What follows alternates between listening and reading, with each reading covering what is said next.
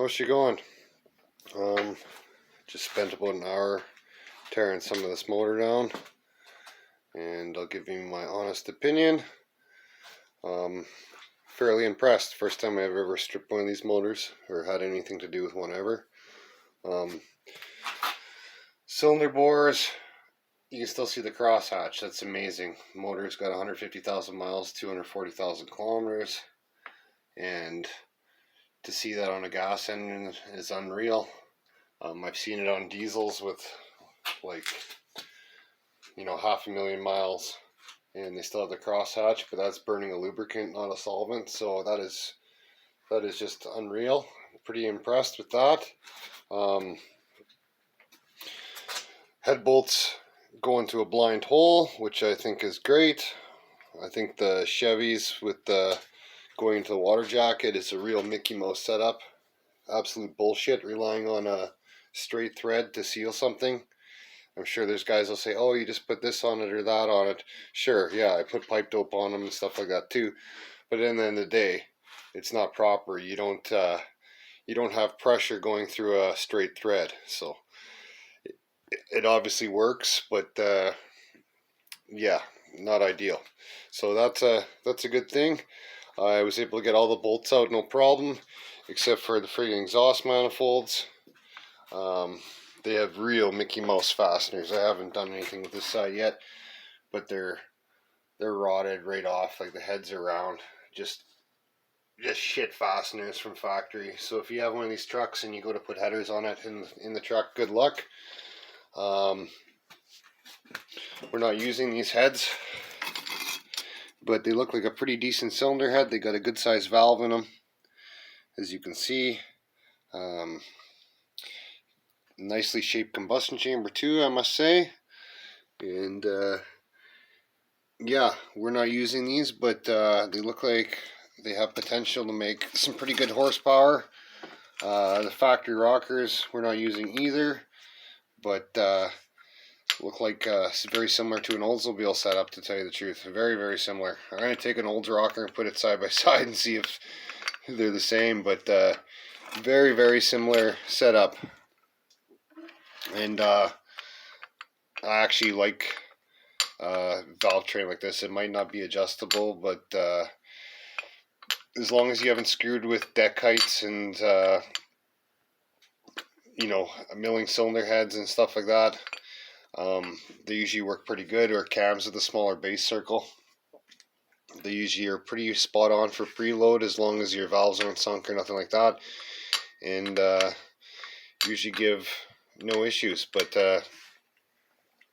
yeah, this motor, as I haven't pulled the pan off yet to look at the bearings, but as for cylinder wall wear, unreal. Pistons aren't too carboned up. They're going to clean up real nice. Antifreeze in it looks real good. Like from the water jackets I've looked down, all motors have a little bit of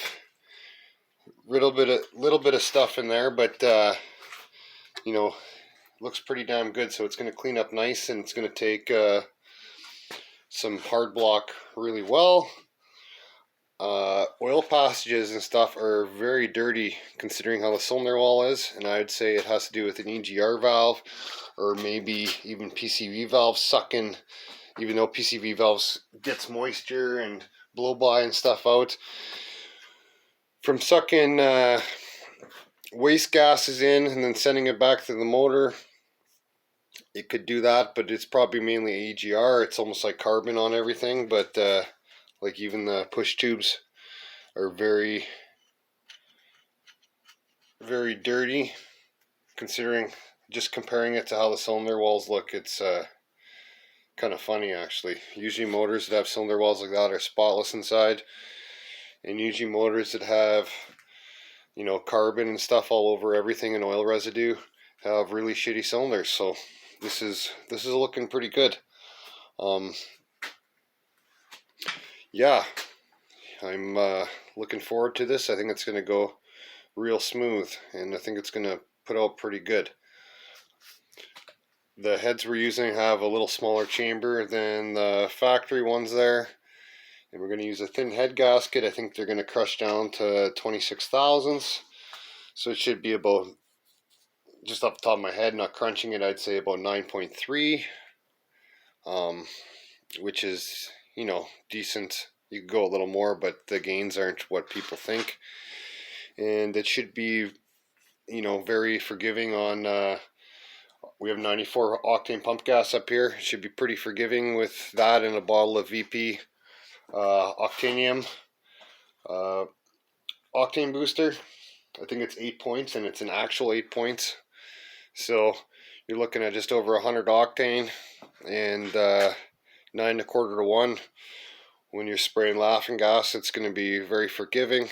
If retarded, you know, 2 degrees per 50 horsepower shot, I don't think we're going to have any issues whatsoever. Another thing I liked is the timing marks. So it's got a nice tab there, as you can see, and then it has a nice scale on the balancer, and it goes up to 30. So I'll probably put a mark at 40 and then fill in the ones in between, because I imagine on just straight fuel we'll be running about 34 to 36, and then we'll retard 2 degrees every 50 shots, and eventually this motor is going to have a 200 shot sprayed on it. And like I say, with keeping water temps down, running an aluminum cylinder head will help detonation. In 9 1/4 to 1, we could probably go even back the timing off even less than 2 degrees per 50 horsepower shot. But yeah, it should be very forgiving in that sense. But yeah, my first impressions seem like a pretty solid mill, that's for sure. But anyhow, I'm going to pack her in. I kind of was curious to see how she looked inside, so I spent half an hour out here playing with it. I soaked those exhaust manifold bolts, not that that's going to help too much. Hopefully some of them come out. The ones I'm worried about most are the center. My buddy must have got the centers out on the other side, which helped me tremendously. And then I just took a zip disc and I cut the heads off and pulled the manifold off, because you can't get at the head bolt in the center with the manifolds on. But yeah, all in all, I think it's pretty solid little mill. Castings look pretty nice on it. We'll get her cleaned up here, and yeah, we should be looking good in the following weeks. Should be looking at like something. One thing I want to mention, I had a deep look into this intake manifold, because I kind of like the way it looked. It's almost like a single plane with a divider. But now that I look into it more, I think the runners come up and then they open up at the top. So I was thinking at one time, before I knew how it was actually designed, I'd take an aluminum zip disc and I'd chop a big square out of the top, and then I'd put one of those carb spacers that are aluminum that have flanges on both sides that are threaded, and I would put that on top, and then I'd weld around it, like clean it up real good, and then weld around it with aluminum welding rod. But now that I see how the runners are up at the top where they open, I think it would pool gas like crazy in the bottom. I don't think it would work very good at all. But now that I see how it works. But if a guy wanted to really start experimenting, you could take the pan,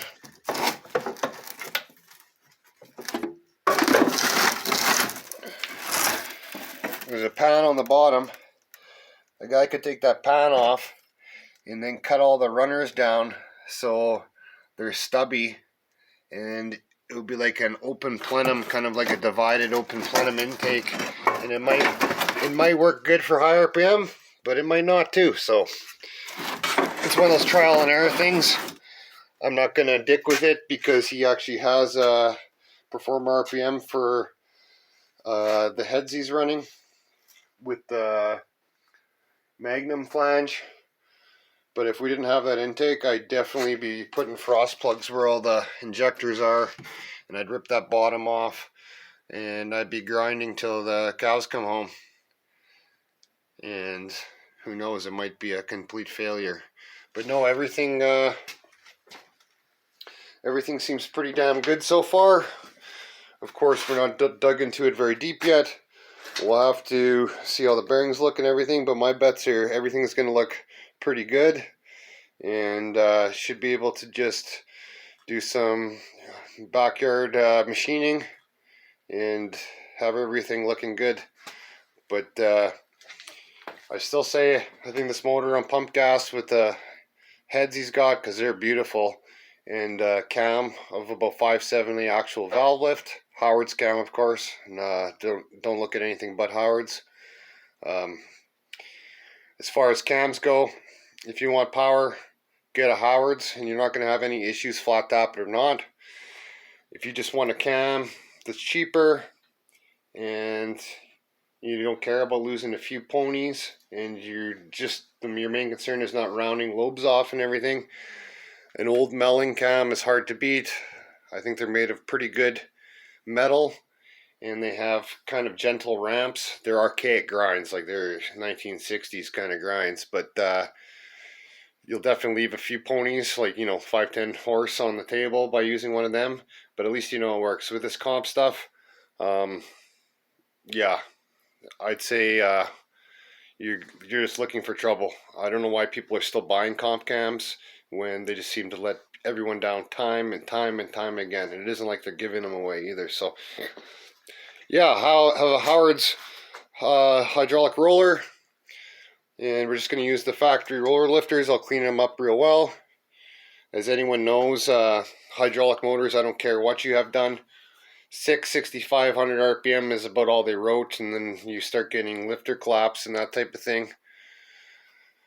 So we're going to have this motor so she pulls like a freight train from 3 grand, where the converter is going to stall to about 6,500, and it ain't going to make any more power than what we have set up for that RPM range, and it should last real long, not spin it to the moon, and keeping the RPMs kind of kosher, and feeding the spray to her. But yeah, I'm very excited to see how it turns out, especially in a little car like a Lark. I don't know what mine weighs. I have never put it on the scales yet, but I guess my buddy's here with a small block and aluminum heads, he's probably going to have, and he's going to have headers, he'll probably have about 150 pounds off the nose than I do. So should be a light little fun car, and only the future will tell.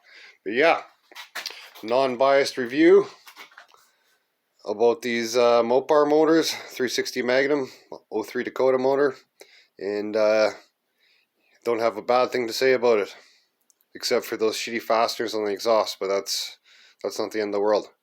Alright, have a good one till next time, eh?